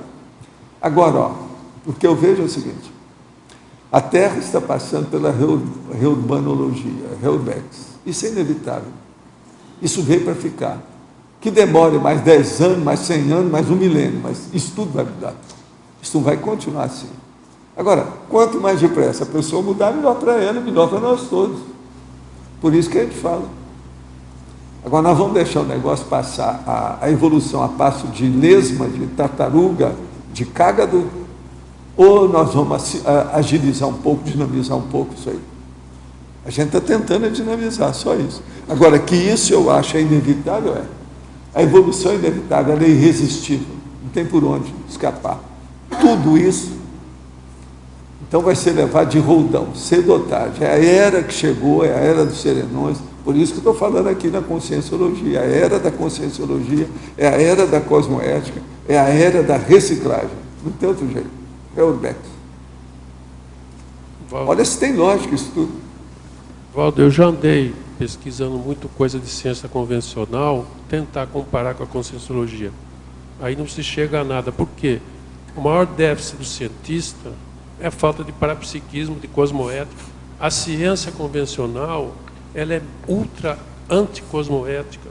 Nos Estados Unidos é financiada pelos militares. Pelo Agora você veja, desde o século XIX apareceram cientistas procurando trabalhar com isso, arranjando o nome de metapsíquica, depois de parapsicologia, depois de uma série de condições dessa aí. Todos eles não aguentaram a parada. Tudo a pressão do meio ambiente, quer dizer, do ambiente. Aqui é aquela piada que a gente fala. Esse meio ambiente está acabando com esse povo. Quando é que nós vamos ter um ambiente inteiro? É que a nossa... De meio ambiente não está dando nada certo. Então é preciso ter um ambiente inteiro, ou seja, um holopensene adequado, multidimensional para esse negócio melhorar. E a diferença nossa para a ciência convencional é da água para o vinho. Agora veja, é muita gente acomodada. Quando tenta querer fazer alguma coisa, é negocinho. E outra coisa, é muita gente acomodada de todo jeito em tudo. Por exemplo, essa expressão meio ambiente. Isso está errado. É só ambiente, não precisa de meio. Por que o meio? Mas olha, todo mundo, aquilo crismou o negócio, batizou e crismou. Tem que ser daquele jeito. Então é meio ambiente. Besteira, é um ambiente, fim de papo. Agora, por isso que tem essa piada, que não foi eu que fiz, isso já vem de algum tempo. Quando é que o ambiente vai ficar inteiro? A gente está cansado dele pelo meio, não dá certo. Agora veja, será que vai ser através da poluição e da antiecologia que esse povo vai mudar a sua turma? É bem capaz. Pode ser que seja a sustentabilidade que eles estão falando agora de boca cheia. Pode ser que vai melhorar isso tudo. Vamos ver, vamos torcer. Não tem cosmoética nenhuma. Eles fazem os inventos que são para a guerra, para produzir poluição. Então, agora, ó, eu quero dizer para vocês que eu falo essas realidades todas, com essas expressões todas, mas eu sou otimista de vida Heurebeck. Que isso vai ser inevitável, não tem jeito. Eu sou otimista, eu não estou desesperado nem nada, não. Estou na minha. Agora, faço o que eu posso, enquanto tiver por essas bandas aqui, por essa dimensão, vamos mostrar essa realidade. Quem viver, verá. Mas é a vida. Fausto, aqui no C, fiquei uma dúvida aqui na página 7, em tecnologia, quando você coloca a técnica de adiar ganhos imediatos em prol de lucros evolutivos. Eu não sei se você já falou sobre isso, você pode explanar um pouquinho? Posso. Essa é aquela questão de que, às vezes, você recebe na SOCIM propostas de trabalho sedutoras e que aquele ganho imediato, material, financeiro, é muito bom. Só que para você fazer isso, por exemplo, vamos supor que eu esteja trabalhando hoje aqui em Foz do Iguaçu, recebo uma proposta muito boa para trabalhar no Rio de Janeiro, para ganhar 3 vezes mais do que eu ganho. Só que para eu fazer isso, o que eu tenho que fazer? Eu vou ter que abrir mão de uma série de coisas que eu faço aqui. E sabe lá, se mudando para o Rio de Janeiro, eu vou ter tempo, porque o trabalho pode me engolir também, para voluntariar e fazer uma série de coisas? Então talvez não. Então é isso, então você abre mão de propostas sedutoras de trabalho, você ganha menos, você vive, você não vai morrer de fome, claro, você vive, vai conseguir tocar a tua vida do mesmo jeito, fazer teu pé de meia do mesmo jeito, não é? Só que você vai estar fazendo rendimento, né, pró-evolutivo. Tá? Gente, eu queria falar para vocês, essa semana a gente tocou aqui no assunto do Mao Tse Tung. Então agora nós estamos aqui com um livro que o Ivo já leu todo, está todo anotado, eu vou começar a ler, que é uma edição econômica de Mao, a História Desconhecida. O livro é um best-seller internacional, foi recebido com palmas, um monte de gente. Agora, ele é terrível. A primeira frase que tem no capítulo 1, entre o antigo e o moderno, diz o seguinte: Mao Tse Tung, que durante décadas deteve poder absoluto sobre a vida de 1/4 da população mundial, foi responsável por bem mais de 70 milhões de mortes em tempos de paz. mais do que qualquer outro líder do século XX. Eu estava falando para vocês que eu achava que é mais de 50 milhões. Eles aqui estão achando que é mais de 70. Aí é difícil da gente contar para ver a realidade. Por aí, então, a gente vê que esse homem deve ter sido o primeiro da lista que foi transmigrado para outro planeta. E outra coisa, aqui, ó, nas primeiras páginas, eles já mostram, os autores mostram, que ele não tinha sensibilidade nenhuma a respeito dos outros. Ele ficou entusiasmadíssimo com a brutalidade. Entende? Ele chega a explicar o seguinte aqui: mal viu e ouviu muito sobre brutalidade, e gostou daquilo. No relatório que escreveu depois, em março de 1927, diz sentir uma espécie de êxtase jamais experimentado antes. Suas descrições da brutalidade exsudavam excitação e fluíam com um aumento súbito de adrenalina. É maravilhoso, exultava. Agora, que bicho, hein? O cara era mais do que uma hiena, mais do que um tigre. Por isso que matou tanta gente. Agora, ó, todo mundo admitiu. O que estão falando desse livro aqui é impressionante. Ó, pra vocês terem uma ideia, o livro tem umas 800 páginas, está entendendo? Essa aqui é uma edição econômica. E eles falam o seguinte: o Time falou uma bomba atômica sobre o livro. O New York Times. Essa biografia grandiosa demole sistematicamente cada pilar da simpatia e da legitimidade que Mao possuía. Agora eles falam um êxito, o outro falou um sucesso espetacular. Poucos livros estão destinados a mudar a história, mas esse mudará. Isso aqui é orientação, hein? Não, esse aqui, a edição mesmo, foi publicada esse ano, é a segunda da Companhia das Letras. É a segunda, né? Agora, é a edição econômica que eles colocaram aqui. Entende? Ó, Mao, a história desconhecida. Então, com isso, a gente clareia tudo que a gente estava falando aí a respeito do Mao Tse Tung, que o negócio é pior do que aquilo que eu disse. Professor, já que estamos falando em política, o que o senhor nos diz a respeito da destruição da Petrobras pelos companheiros e a volta da inflação? Você tem toda a razão. Vamos ver o que dá. Vamos pensar positivo para o Brasil, que o Brasil merecia coisa melhor. Vamos ver o que vai dar com isso.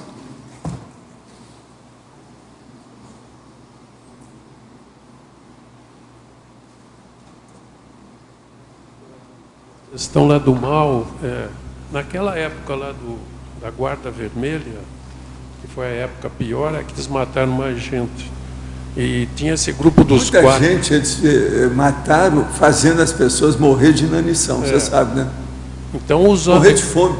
Eles usaram também milhões de guardas vermelhas para fazer isso. Agora, outra coisa, o Mao arranjou uma espécie de punhal especial e colocou todo mundo com um punhal no bolso para matar os outros. Aí está falando isso tudo.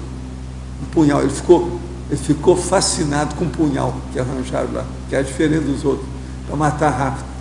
E o pior da história é que um monte de intelectuais pelo mundo, porque eu acompanhei isso naquela época, intelectuais badalados, aí exaltando Mao Zedong, Stalin, é uma vergonha. Não, aí, os autores estão mostrando que o Mao não era assim fanático pelo processo político, não. Ele era fanático pelo poder e as ideias dele, que ele achava que devia ser.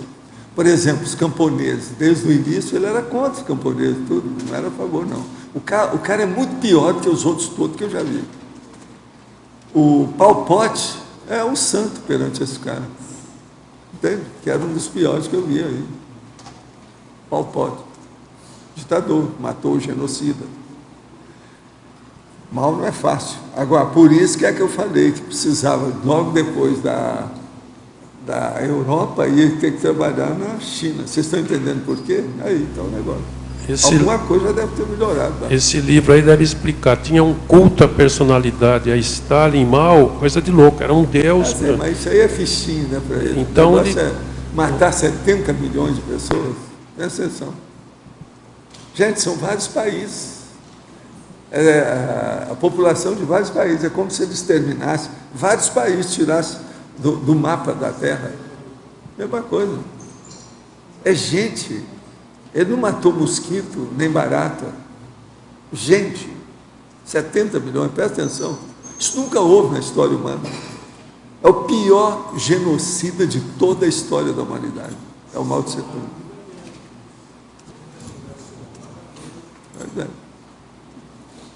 Fausto, aqui na tua página 8, em Crescendologia, fala um pouco sobre o primeiro e o segundo crescendo. Eu acho que um complementa o outro, né? Qual foi a sua ideia quando você escreveu? Sim, crescendo mini conquistas, maxi conquistas.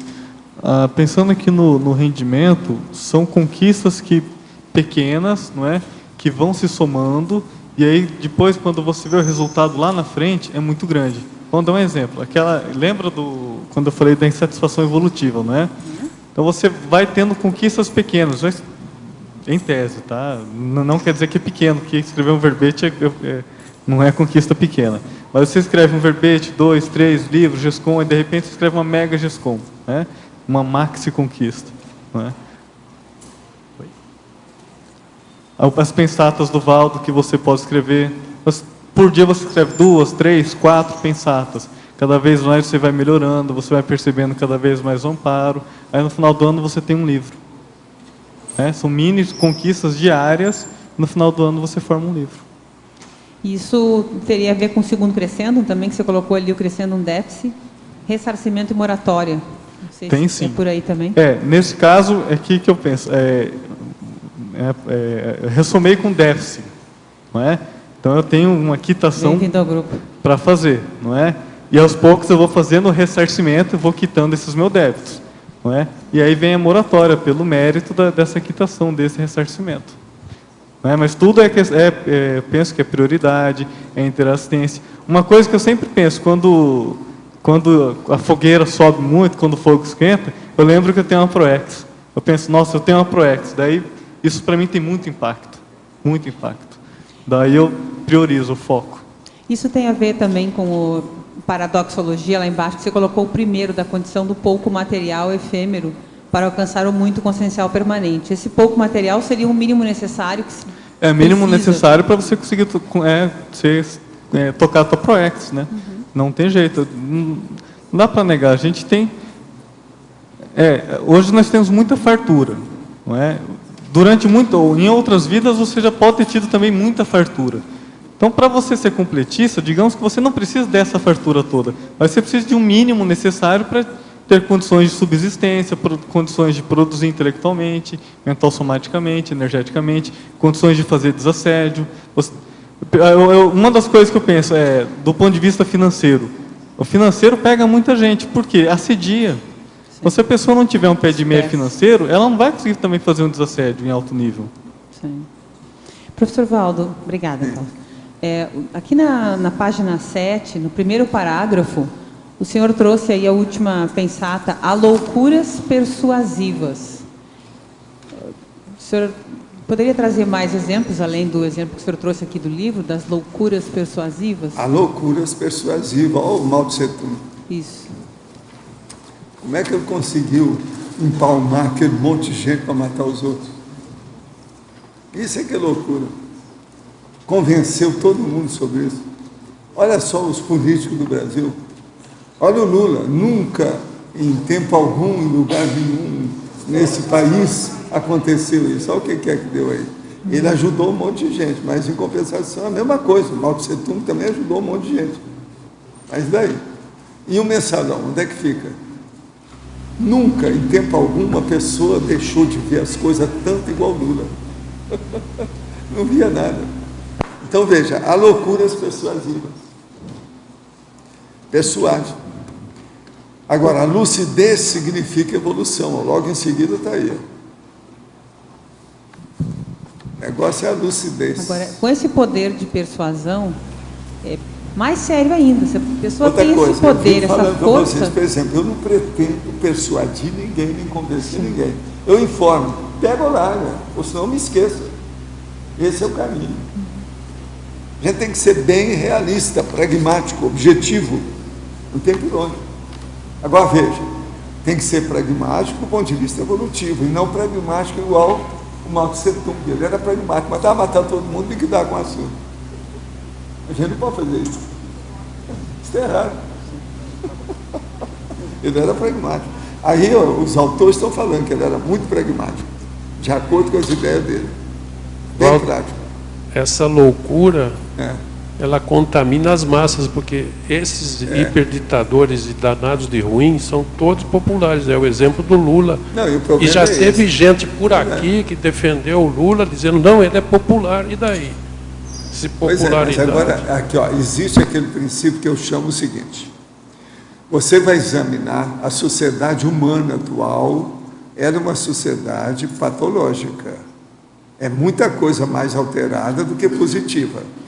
Então, o direito, está tudo errado. Tem o Lalau, por exemplo, que foi para a cadeia, que é um juiz. Então, isso já mostrou. A política está aí com esse povo, que tem um cara que é combatido, que ele não pode sair do Brasil, porque eles prendem ele lá fora. No entanto, aqui, ele é líder político, o nome dele é Paulo Maluf. Tem países contra ele, que ele não pode sair daí, que eles prendem o cara lá fora, de roubo lá fora, e roubo aqui dentro. Dinheiro que manda daqui para lá e de lá para cá. Então, veja, esse é o estado que nós estamos da sociedade patológica que nós vivemos. A gente vive uma grande enfermaria, e muita gente doida. Então, se uma pessoa, todo mundo está batendo palma para ela, dentro dessa condição, é porque ela é igual essa média, está na cara, também é patológico. Então, todo mundo que for bater muita palma para você, está danado. Mostra que a baratosfera já engoliu você. Isso é um perigo. Do Paulo Maluf, o governo da Suíça mandou um dossiê para o Brasil, eu vi na Folha de São Paulo saiu. Estados Unidos, a justiça não fez nada, Suíça, o cara está solto. Tem um monte de coisa. Pois é, ele segura tudo. O problema todo é o seguinte: você deve comprar todo mundo. Entende? Eles compram todo mundo. O Brasil é isso, é um tal de comprar os outros, que é um negócio, é a corrupção. Corrupção ativa e passiva, de tudo quanto é jeito. Agora, ó, os caras recebem o dinheiro, filmaram aquilo, tudo isso, está tudo aí do mesmo jeito. Como é que faz? Os caras estão tudo trabalhando, tudo. Tem gente no Congresso desse jeito, voltou. O cara foi condenado pelo Supremo Tribunal Federal, voltou. A política, a maior cara de pau, arranja as maiores justificativas, maiores pretextos, maior desculpa para ficar lá. Como é que ela aguenta? Não há vergonha na cara, não há nada. Pois é. Pois é. Agora estão lá. Todos esses coronéis ainda estão firmes no lugar. Ninguém, daqui não sai, daqui ninguém me tira. Está entendendo? O povo está lá. Nós estamos no carnaval, é bom a gente falar de acordo com a todo mundo aí, daqui não sai, daqui ninguém me tira.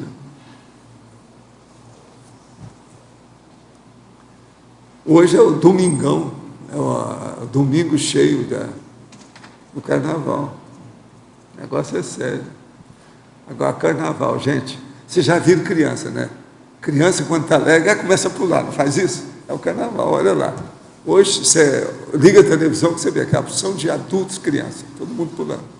Professor Valdo. Isso faz parte, essa que é a sociedade patológica que eu estava falando, isso também faz parte. Mas agora, veja, viva, porque esse aí pelo menos é alegria. De vez em quando mata uma opção de gente que caiu da bancada, que não sei o quê, mas é alegria. Então, vamos bater palma. Aqui. O que é?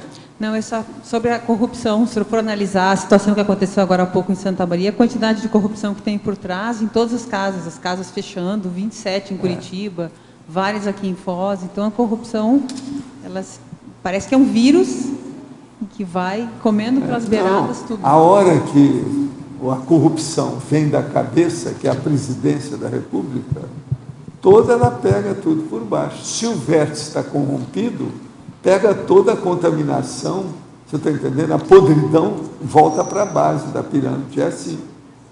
O negócio da corrupção é o PT, que foi criado, o partido criado pelo Lula, e ele não sabe de nada, nunca. O povo dele, então, é que faz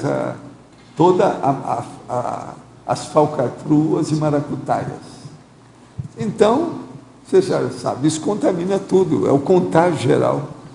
O corpo todo do Brasil está contaminado. É uma pena. Agora, gente, ó, viva o carnaval, vão ter esperança e colocar bastante energia para ver se melhora esse país verde e amarelo, para a coisa melhorar, né? Ficar mais no verde e não com febre amarela, não é isso? É o melhor. Agora, ó, nós esperamos que você, que mostrou aí muita resolução e esclarecimento, você traga para a gente pelo menos mais uns 100 verbetes da sua coisa. Tem alguns já encaminhados, não tem? Estamos esperando você. Pode vir, que a cadeira está te esperando. Tá certo? Parabéns para você, foi muito bom.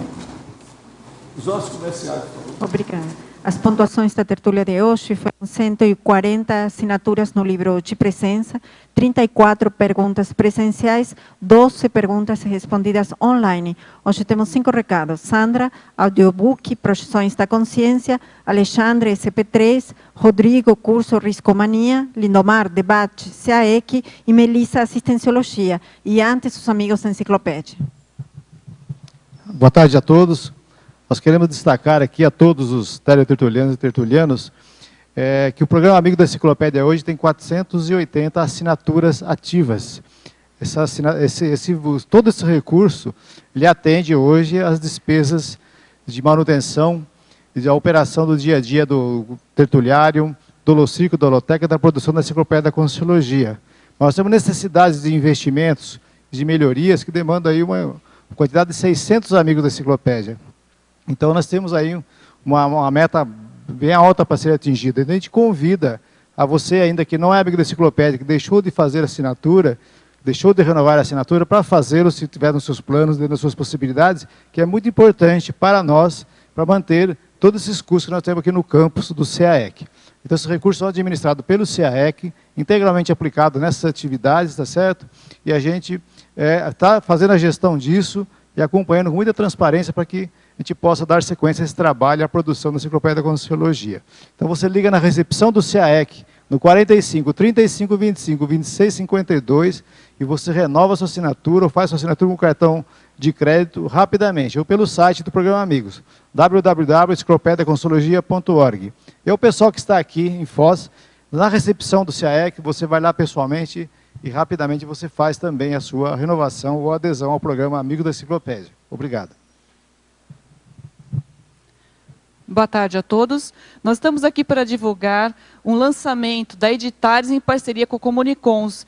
É o primeiro audiobook do Projeções da Consciência, do professor Valdo Vieira. Esse audiobook é bem interessante, ele é narrado pelo Luiz Henrique Schaeffer.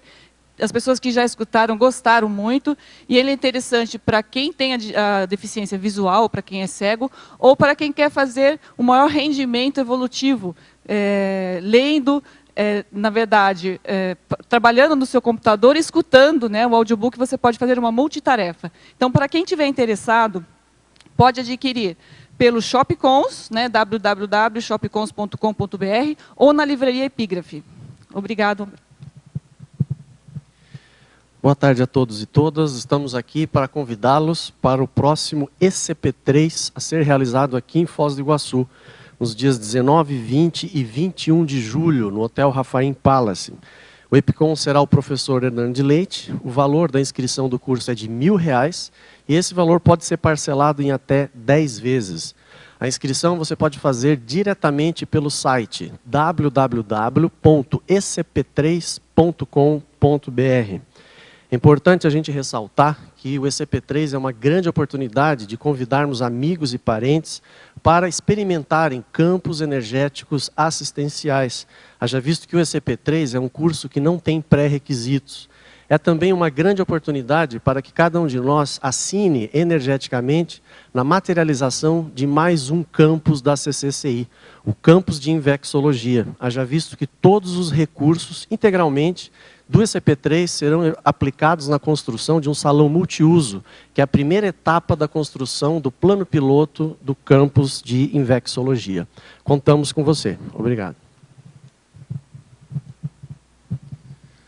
Boa tarde a todos. Eu estou aqui hoje para convidar a todos para o curso de Riscomania, abordagens profiláticas, que eu irei ministrar pela IC Reconsciência, no próximo dia 24 de fevereiro, domingo, o dia inteiro, das 9 ao meio-dia e das 3 às 6 da tarde. Esse curso ele resultou de estudos que eu venho fazendo desde 2007, Esses estudos já resultaram em um artigo apresentado na Semana da Invex. Agora estão encaminhado um livro e eu estarei dando um curso onde eu estarei apresentando o resultado das minhas pesquisas e debatendo, conversando e trazendo aí novas elucidações a respeito do tema riscomania, principalmente ligados às questões dos mecanismos do vício, né? Então, alguns itens a serem abordados no curso. A problemática social da riscomania, os mecanismos do vício, as abordagens antropológicas do processo do risco, do ser humano se expor ao risco deliberadamente, genética e paragenética, comportamentos vestigiais, projeção e riscomania, entre outros. Então, para você se inscrever no curso, basta ligar na Reconsciência, no telefone 9993-2000, 45, aqui de Foz do Iguaçu, ou pelo e-mail reconscientia@gmail.com. Você também pode acompanhar-nos na nossa página do Facebook, /Reconscientia. Obrigado. Boa tarde a todos. Estou aqui para convidar a todos para o debate do CAEC. Todos os domingos, das 15 às 17 horas, o CAEC realiza debates. O tema de hoje é sedentarismo afetivo. E o local é o anexo, a sala de anexo ao restaurante. Então, das 15 às 17 horas, estejam lá para debater sobre afetividade. Obrigado. Boa tarde a todos. Você quer sair da condição de assistido e se colocar na condição de assistente? Então, venha fazer o curso Assistenciologia. Os professores Valesca Ferreira, Patrícia Takaki e João Ricardo Schneider ajudarão você a ver que isso é possível sim. O curso dura 2 meses e meio, acontecerá na sala de aula do IIPC, no centro de Foz do Iguaçu, e inicia no dia 16 de fevereiro, sábado que vem. Mais informações no telefone 45 2102 1448. Obrigada. O verbete da manhã é História Natural, especialidade Historiologia. Autora, professora Juliana Costa. Obrigada e boa tarde a todos.